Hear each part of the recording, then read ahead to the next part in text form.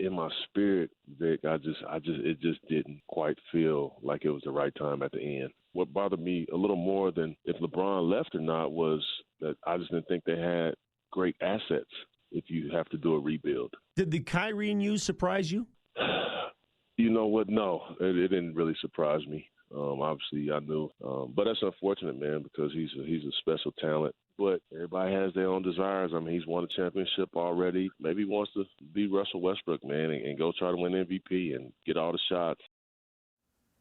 And now Mr. Big Shot has weighed in on Kyrie Irving's trade request. That was Chauncey Billups. Hey, welcome to SI Now. It's Wednesday, July 26th. I am Maggie Gray alongside Robin Lundberg. Okay, Robin, Chauncey said he could see the writing on the wall. Meanwhile, LeBron James responding to reports that he's upset with Kyrie Irving, using these tweets, hashtag not facts, people, and then boo, get another source, hashtag enjoying my summer, hashtag you do the same, using that reply several times as he tries to clear up some of this mess. And, you know, Robin, it's really interesting what Chauncey Billups also said, which we didn't have there, was how much deference he gave to LeBron James there, saying, you know, Kyrie Irving was the beneficiary of a lot of what LeBron James does. And I would say that's facts, but we're going to decipher between facts and hashtag not facts. You can weigh in on Facebook if you want as well, with going through some things one by one. Yeah. Let's start with LeBron was blindsided by Kyrie's trade request. Facts or not facts? You know, I'm going to go hashtag that's not facts. I mean,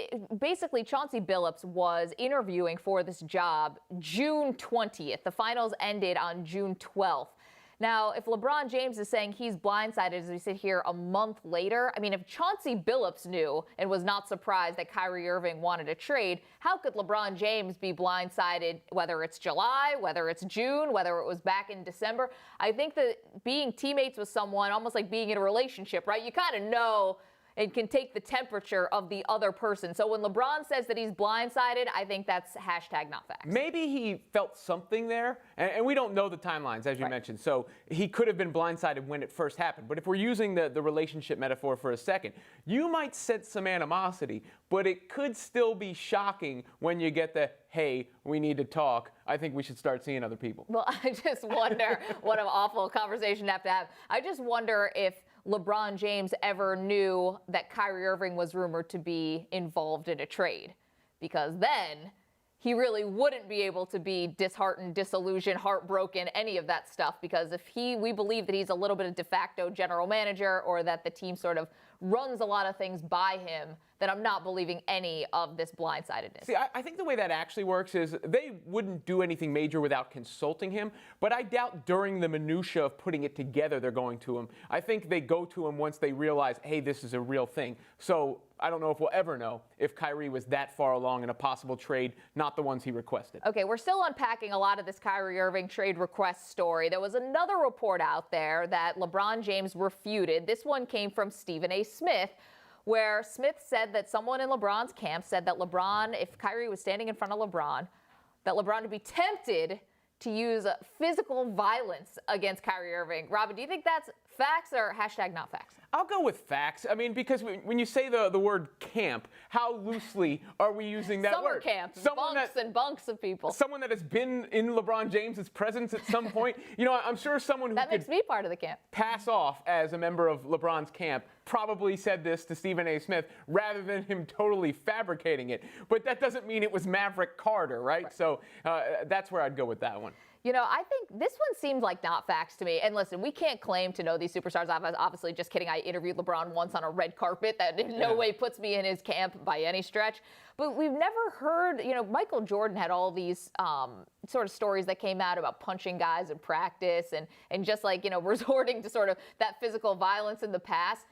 I don't know if he's ever done it. We've never heard anything about LeBron James putting hands on people. So I'm going to go, no disrespect to Stephen A. Smith, but I'm going to go hashtag not facts. Next up, Kyrie Irving unfollows LeBron on Instagram. Facts or hashtag not facts? I'm going to take this one and on principle say not facts. It may be true in this case. We can't prove it, but I'm tired of playing online detective. Whenever any of these things happen, we're searching for any subtweet. Kyrie Irving singing, "I'm coming home" on his Snapchat last night. He was coming home from China. Yeah. He wasn't indicating that he's going to the Knicks fans.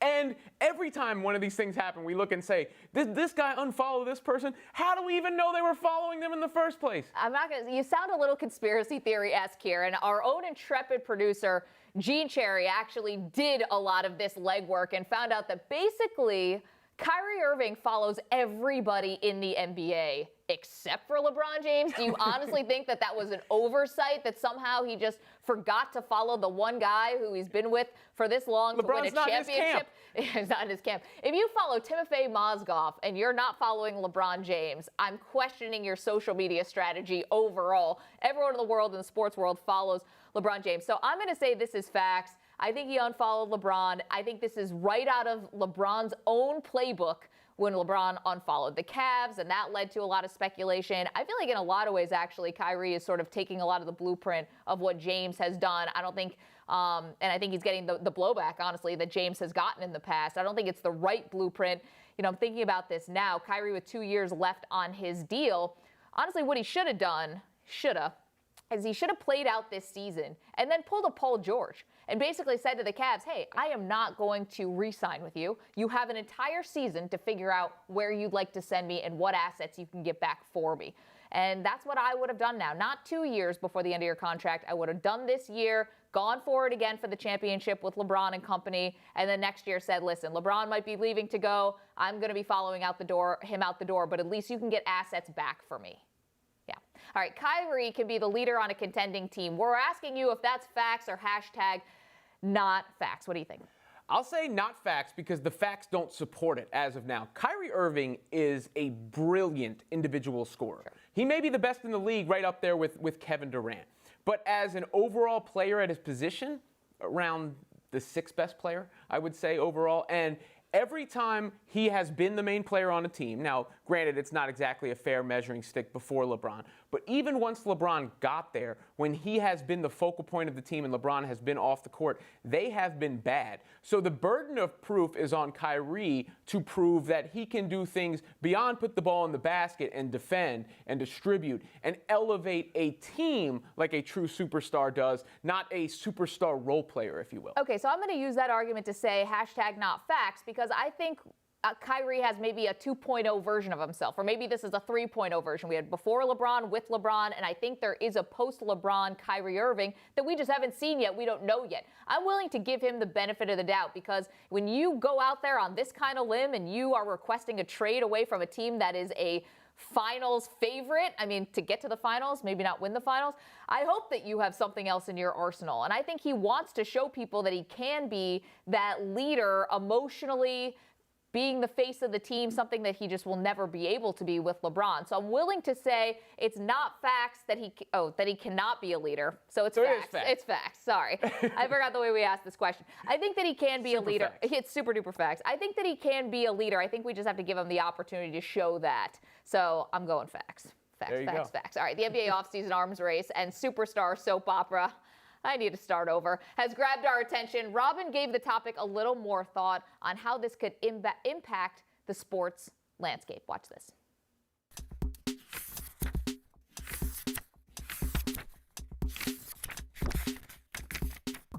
For all of the complaints about the regular season, the NBA Finals proved people were interested in what was considered inevitable. And the offseason has proved something else. The NBA has already passed the NFL. At least when it comes to dominating the conversation. I know this isn't exactly something that can be objectively measured, but thanks to Kyrie, we're still leading shows with NBA, and it is damn near August. Shh, training camps have opened. And who would have thought Gordon Hayward and not Tom Brady would be the talk of Boston at this time of year? I've said for a while I think the NBA will eventually slay the NFL dragon.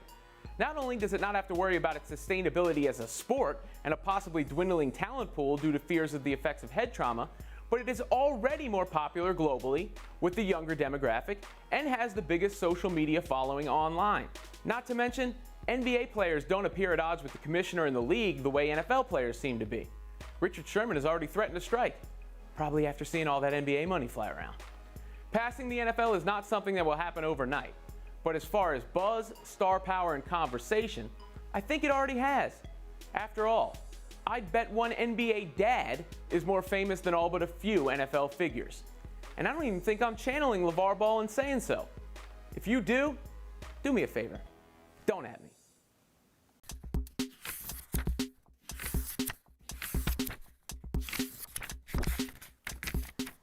You know who's going to love that is LeVar, that he got put into that don't at me. You know, I understand what you're saying, and I think that eventually this could come true. But just a couple of things, right? We saw Game 5 of the NBA Finals was the highest rated finals since 1998. That drew 20.2 million people. I went back to the conference championship, not Super Bowl because that's a basically national holiday at this point.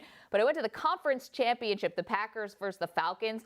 TV rating of 48 million. I mean, it's more than double. So I think right now the stranglehold that the NFL has over the NBA and over every other sport is not going to be losing. It's going to take a lot to really bridge that gap if we can use just that one metric.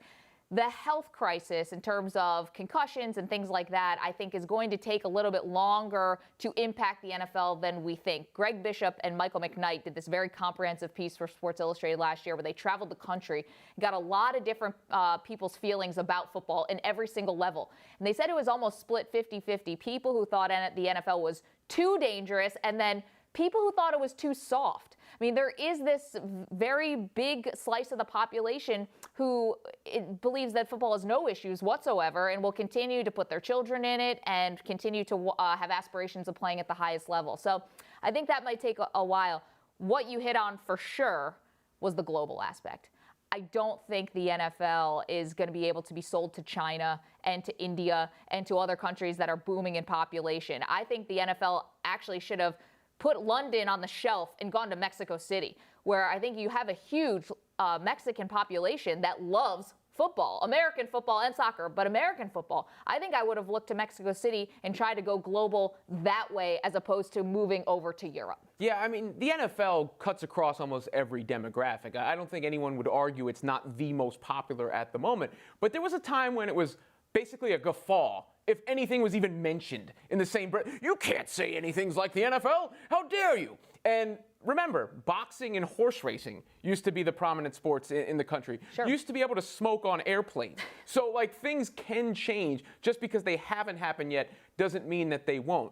To me, the NFL is King Kong.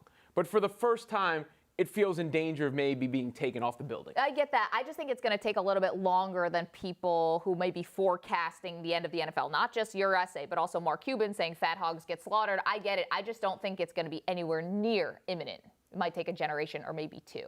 One of the things I mentioned in regards to the NBA eventually passing the NFL was football's problem with head trauma. Earlier this morning, we spoke with Dr. Jesse Mez. He's an assistant professor of neurology at the CTE Center at Boston University School of Medicine, who yesterday released a study which found CTE in the brains of 110 of 111 NFL players looked at. Here's what Dr. Mez had to say.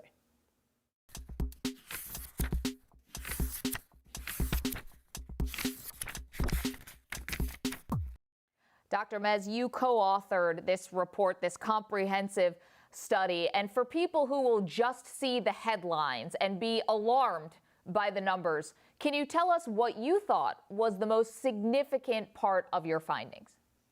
So, I mean, I agree with you. The number is particularly striking. I think the fact that we were able to accumulate as many cases as we did in such a short period of time with almost no recruitment was what was so striking. That being said, I think it's important to realize that this is not a population-based sample, and these numbers aren't necessarily aren't the prevalence of this disease in the general population of football players. Going off of what you just said, what would you say to people who were to say that this is a cherry-picked small sample size and isn't representative of football at all levels? So the goal of the study wasn't to get at the prevalence of CTE in the general population of football players. The goal was to provide a large, comprehensive case series of those with CTE and to provide good descriptive details of their clinical presentation, the neuropathological findings, and the extent of their exposure to football. So the word concussion, it's used a lot as a catch-all for these issues. Does that confuse people from what the real causes of the disease are? Right. So concussion is the symptoms that result from a blow to the head at the time of the hit.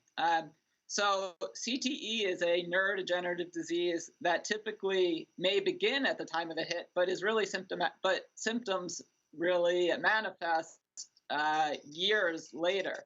So the fact that somebody may be symptomatic at the time of the hit is probably, or at least possibly, kind of irrelevant. So I think we're really focused on the fact that these individuals are having repetitive hits to the head, and then developing this neurodegenerative disease years later. What is the next step scientifically in this area of study? What are the biggest questions that are left unanswered by the medical community? Right. So the general way that medical research is conducted is you start with a case report. That's something that you observe perhaps in the clinic. Then you develop a larger case series, and that's really what this research is. From the case series, we can then go and design more epidemiological studies where we actually go and sample the general population of football players and follow them prospectively over time, and then evaluate their brains. That's an expensive and long research project, but it's really important so that we can understand the incidence and prevalence and really get at an estimate of how risk of football and the extent of football is associated with risk of the disease. Now, I read in your bio that you also talk to families about donating their loved ones' brains to study CTE. You mentioned earlier in this interview you got a lot of these donations with relative ease, and that surprised you. So I'm curious how that conversation has changed as the public becomes more informed about CTE. Right. So I'm the neurologist. Dr. McKee is a neuropathologist. So I am the one who speaks with most of the families. It's interesting. I mean, we've gone from just those in the tight-knit kind of former NFL community who are all talking to each other and wanting to participate in the research to those who have less exposure, who were college players or high school players, but they've gone to see their doctors and nothing quite fits as to what their clinical presentation is and what the diagnosis may be. And as awareness has increased, I would say that those who are reaching out, what their background is in terms of exposure has broadened and changed. Dr. Mez, speaking to a medical professional like you are, someone who co-wrote this study, as people in the media, are we having the right conversation? Are we in the media hitting the right notes to try to get this information across to not just football players who are in the pros, but also to people making decisions about high school football? Well, the media in general moves a lot faster than the scientific community. What's so striking is the numbers. Yet we can't. It's not reasonable to say that all or almost all NFL players will go on and develop this disease right now. I think that what this study does establish well is that there is likely a connection between football and CTE, this neurodegenerative disease. And we don't quite yet understand how much exposure is necessary. We do know that there's some heterogeneity in that we are able to find this disease in high school players. less commonly, and that we're very likely to find it in the NFL players, but not uniformly.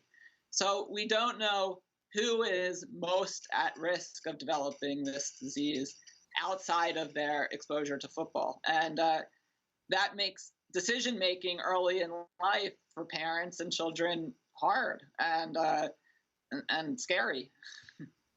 Dr. Betts, we appreciate your perspective and also your hard work on this study. Of course, joining us as an assistant professor of neurology at the CTE Center at Boston University Medical School. Thank you so much, Dr. Mez.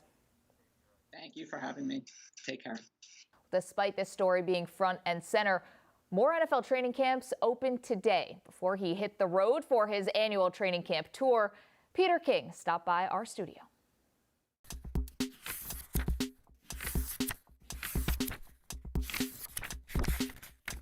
Let's look at a couple big storylines from last season, and you tell me if you think that this is going to again be a topic of conversation in the NFL. Last year, we spent a lot of time talking about the lack of elite quarterbacks in the league. Are we going to be having that conversation this year, too? I don't think so, Maggie. I think that we're going to see, especially some of the young quarterbacks, really take their game, raise their game a bit. I think Marcus Mariota and Jameis Winston each have a chance to become top 10 players this year at that position. Mariota especially I'm bullish on. I think he's going to have an excellent year. I think Tennessee, I'm not saying they're going to run away with the South. I think they're going to win 11 games. Look, I think if you look at the real young quarterbacks, say the rookies this year, the players drafted last year, I think one of the things that you look at is, young players, if given an opportunity, I think most of the time are not ready right away. And that's one of the reasons why I think Jared Goff suffered so much, last year. And Carson Wentz, as the year went on, proved that, hey, look, there is an adjustment from Division I AA or whatever it's called to the NFL. And so I think that Goff, with a new coach, and look, I'm not the biggest Goff fan, but I do think that he's got the kind of coach who basically not made Kirk Cousins what he is in Washington, but I think Sean McVay is the kind of guy who really is on the same wavelength with Jared Goff right now, and they've got a chance to be a pretty good combination. Another topic that we talked about a lot last season was the NFL standing for the No Fun League.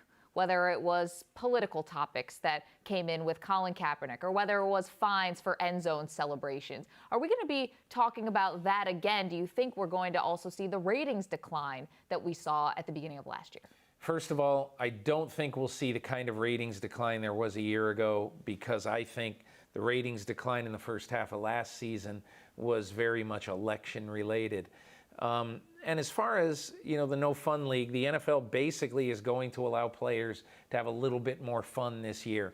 I don't know how many times I wrote it and said it, but I could not figure out for the life of me, when Vernon Davis of Washington scored a touchdown and went like this and shot the football over the goalpost, how that was excessive celebration. It's just one of the silliest things I've ever heard. And I think the NFL now recognizes that it can't be your grandfather's league. And it doesn't necessarily have to just let players go wild either, but it can't be your grandfather's league. So, Maggie, I look at this and I basically say this, that the NFL is going to loosen up a little bit, but to me, it's like having, a beautiful blue suit on, and instead of just going and having your blue suit on, you slightly take the tie open a little bit. One button? Is that what you're saying? But you keep the tie on. Right. And that's what the NFL is going to do. Wow, so relaxed they are, releasing one button and loosening a tie. What about the relationship between Roger Goodell and the players? We know that he is going to go to Foxborough this year. I can't imagine he's going to get a friendly welcome, but how would you assess that relationship between the commissioner and the players right now? Well, it was interesting. Albert Breer had George Attala of the Players Association on his podcast recently, and it really does sound like there is some lingering resentment between the two sides, not necessarily going back to the last CBA 5-6 years ago, but going back to a lot of the fights they've had over player discipline and on Tom Brady. in Deflategate. So I think really Goodell is going to continue to wear the black hat with the players. And I think in public, a lot of them will greet him magnanimously and be friendly with him, the same way Brady was post-Super Bowl. But I still think a lot of the players think that Roger Goodell is too much of the sheriff, and they wish he would loosen up a bit.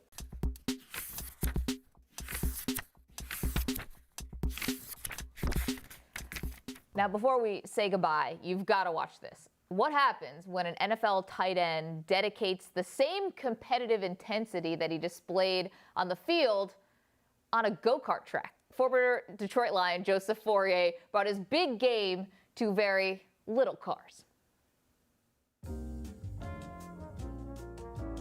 3.5. Trace Cinco, my baby. Look at these tires, no tread for optimal speed and turns. That bumper, some junk in that trunk.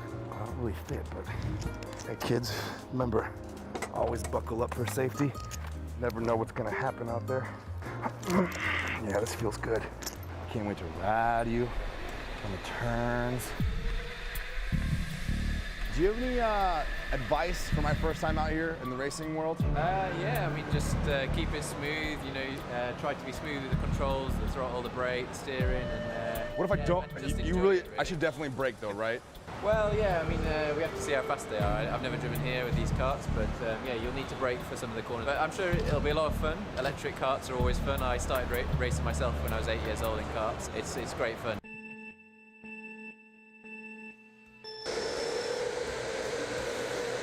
Everyone else in regular sized go-karts, I'm in this clown car. They don't have a height requirement for this. I will not let go. I'll never let go, Jack. I'll never let go. Oh, this guy. Yeah, you up. Yeah, who got past you now? What's up? Dear Lord, 9 pound, 8 ounce, baby Jesus. Come on, man, you're messing up my time. I hate this turn, I hate this turn, I hate this turn. Hey, baby, Hollis boy, I'm a speed demon. I need the speed. Mess with the bull, you get the horns. Stop slowing my cart down, let me go fast.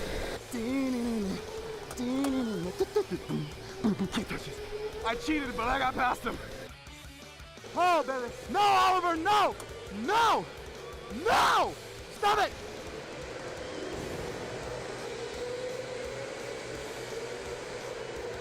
Tell you what, Vin Diesel, The Rock, all those others Fast and Furious people in the franchise, got nothing on me.